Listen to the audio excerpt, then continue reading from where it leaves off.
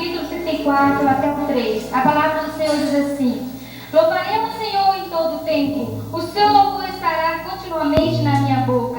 A minha alma se gloriará no Senhor, os mansos ouvirão e se alegrarão. Engrandecer ao Senhor comigo e juntos exaltemos o seu nome. Amém? Com esse versículo quero saudar a amada igreja em nome de Jesus e me sinto muito feliz por estar participando de um grande encontro jovem para a honra e glória do nome de Jesus. Eu peço que o irmão fique em espírito e adoração a Deus. O sofrimento de Jesus. Aleluia.